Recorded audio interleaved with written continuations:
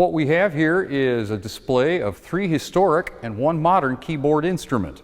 We've got a harpsichord over here, a late 18th century style piano over here, and a small double-strung clavichord here, and then, of course, a modern Hamburg Steinway. They make them in New York. They also make them in Hamburg, Germany. And I thought it would be a great idea just to see the relative size of the instruments, especially to see how much the piano has grown from this piano to the one right to my left. It would probably be a good idea maybe to start, though, by looking at the clavichord. Now, this is the oldest stringed keyboard instrument we know of. We see pictures of clavichords in the late Middle Ages, and we know that these instruments were popular in one form or another straight up to around the year 1800 and after. The instrument I have right here is a replica of a German clavichord made about 1600. And the sound is very small. The clavichord was never meant to be a public instrument. It was meant to be a private instrument to be played alone or for the listening pleasure of a small number of your best friends, and maybe a very small voice could sing with it. As you can see, the clavichord is just a rectangular box with strings in it. If I open it up like this, I could put a book of music here if I wanted to. And on this instrument, there are 2 strings for every note. But there's a catch there, and that means that some of the keys share the same set of strings. And for that reason, we call it a fretted clavichord. Just like frets on a guitar, where several notes are gotten from one string. For example, F, F sharp, and G are all gotten from the same string. That gives us, to be sure, some disadvantages. You can't play those notes together, but the older music doesn't require them. What it does give us, advantage-wise, is that it makes for less strings to tune, and also for less tension on this resonating box, so the sound from the soundboard here is a lot freer. It sounds like this.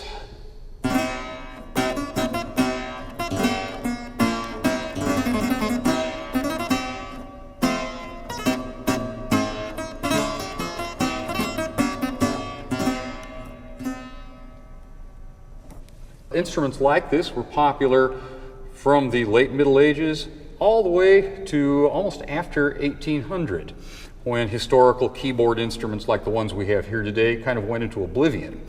But this instrument also would come in larger sizes as time went on. So the clavichords that we have in the 1700s are proportionately bigger than the ones we had about 1600 or so.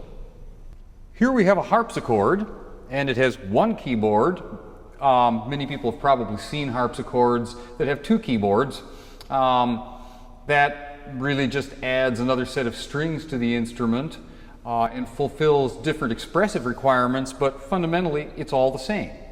Now, unlike the clavichord, whose action you could see a second ago striking the strings, on the harpsichord it plucks the string just like you might do on a guitar. And to that end, harpsichord's action looks like this.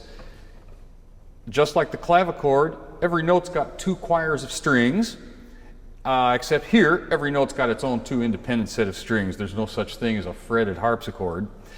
And when I play a key, it levers up a device here called a jack, just like Jack and Jill.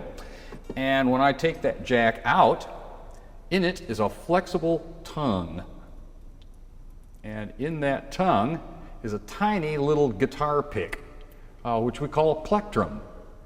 And that tongue is flexible. It can move so that after I've played my note, that plectrum can fall back over the string.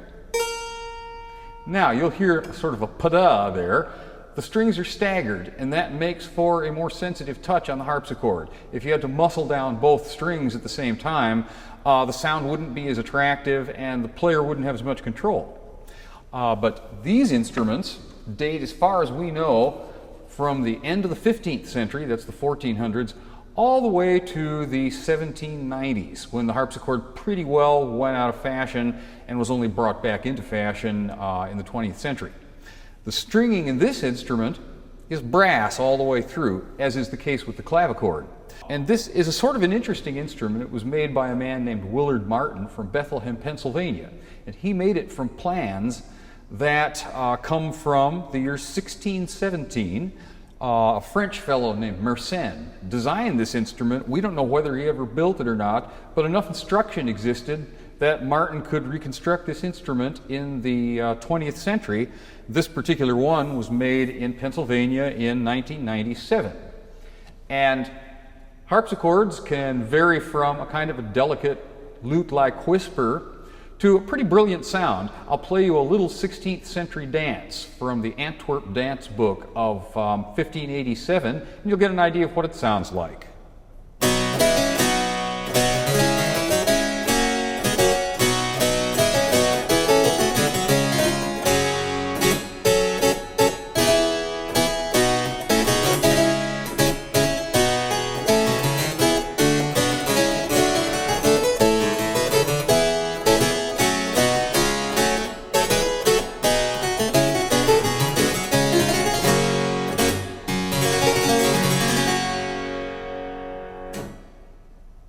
It's said sometimes that ladies who are less than svelte should dress in slimming black. And we have no better example of that than the modern grand piano and the piano as Wolfgang Amadeus Mozart or Joseph Haydn or the young Ludwig van Beethoven knew it. This piano is a replica of two different instruments. One lives in a museum in Nuremberg in Germany, the other one lives in a museum in Vienna. And they were both made by a man named Anton Walter, spelled just like Walter. He was the one who made the instrument that Mozart finally bought.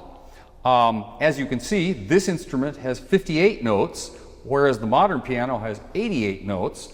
So we're 30 notes gone, but this has everything you need to play all the classical period music straight up to almost middle period Beethoven. That's for historical time, probably around 1800.